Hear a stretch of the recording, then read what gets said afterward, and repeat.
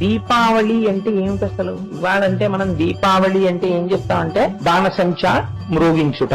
ఆవళి అన్న శబ్దాన్ని ఎక్కడ ప్రయోగించినా వరుస అని అర్థం. దీపావళి అంటే దీపముల వరుస. ఒక దీపం పెట్టడం కాదు, చాలా దీపాలు పెట్టాలి, అనేక దీపాలు వెలిగిస్తాం. అందుకని వరసల వరసలుగా దీపాలు కనపడతాయి. నైమిత్తిక తిథులని కొన్ని ఉంటాయి. దీపావళి పండగ ఉందనుకోండి, దీపావళి పండగ నాడు తెల్లవారిపోయాక స్నానం చేయకూడదు. తెల్లవారక ముందు తైలాభ్యంజనం చేసుకుని, అంటే ఒళ్ళంతా నువ్వుల నూనె రాసుకుని, పెద్దవాళ్ళు వచ్చి మాడు మీద చౌరు పెడతారు, ఒంటికంతటికి నువ్వుల నూనె రాసుకుని, అప్పుడు సూర్యోదయం కాకముందు తలస్నానం చేసేయాలి. ఎందుకు అలా చెయ్యాలి దీపావళి నాడు అంటే శాస్త్రం చెప్పింది. అప్పుడు తైలే లక్ష్మి జలే గంగా, తైలమునందు లక్ష్మీదేవి ప్రవేశిస్తుంది బ్రహ్మముహూర్తంలో తెల్లవారుజామున. ఆ నూనె ఒంటికి రాసుకున్నారనుకోండి, లక్ష్మి ఒళ్ళంతా ప్రవేశిస్తుంది. లక్ష్మి ప్రవేశిస్తే అలక్ష్మి తొలగిపోతుంది. జలే గంగా, జలముల యందు గంగ ప్రవేశిస్తుంది. తన పాపమే కాదు, తన చేత దుష్టమైన ఆలోచనలు చేయించి కష్టాల్లో పడేటట్టు చేయిస్తుంది. ఈ పాపం ఎందుకు తొలగిపోతుందంటే, దీపావళి పండగ నాడు తెల్లవారుజామున చేసినటువంటి సామాన్యమైన ఉదకముతో కూడిన స్నానమైన గంగ ఆవాహన అయిన కారణం చేత పాపాలు పోతాయి.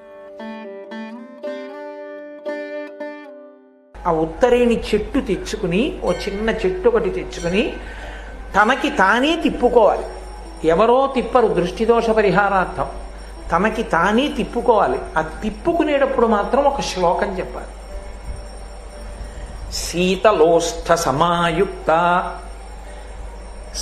సకంటక దళాన్విత హరపాపమపామార్గ భ్రామ్యమాణ పునః పునః అని చెప్పాలి. ఒక్కమారు తిప్పుకోకూడదు, కనీసంలో కనీసం 3 మార్లు, అంతకన్నా ఎక్కువ మార్లు తిప్పాలి.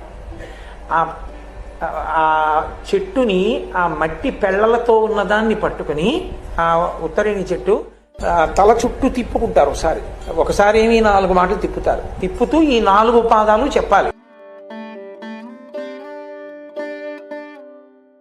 బాణసంచా కాల్చడానికి కారణం నరకాసుర వధ వలన అని లేదు. దేనికి కాలుస్తారు అంటే అలక్ష్మి పరిహారార్థం. అలక్ష్మిని తొలగొట్టడానికి, లక్ష్మిని నిలబెట్టుకోవడానికి చేస్తారు. దీపావళి, దీపముల వరుస పేరుస్తారు. దీపములను పేర్చి ఆ దీపముల యొక్క కాంతిలో అలక్ష్మిని తొలగొడతారు.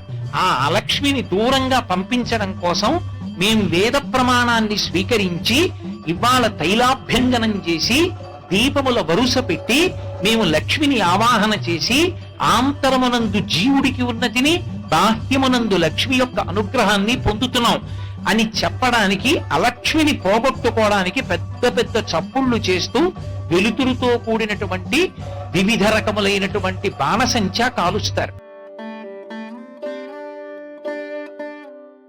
పితృదేవతల యొక్క సంతోషమే వంశాభివృద్ధికి కారణమై ఉంటుంది. పితృదేవతలకి మార్గం చూపించి ఇంట్లోకి వెళ్లి కాళ్ళు చేతులు కడుక్కుని, కళ్ళు కడుక్కుని ఆచమనం చేసి అప్పుడు లక్ష్మీ పూజ చేస్తారు. లక్ష్మీ పూజ చేసి ఇల్లంతా దీపముల వరుస పెడతారు. పితృదేవతలు ప్రతి అమావాస్య నాడు వచ్చి నిలబడతారు.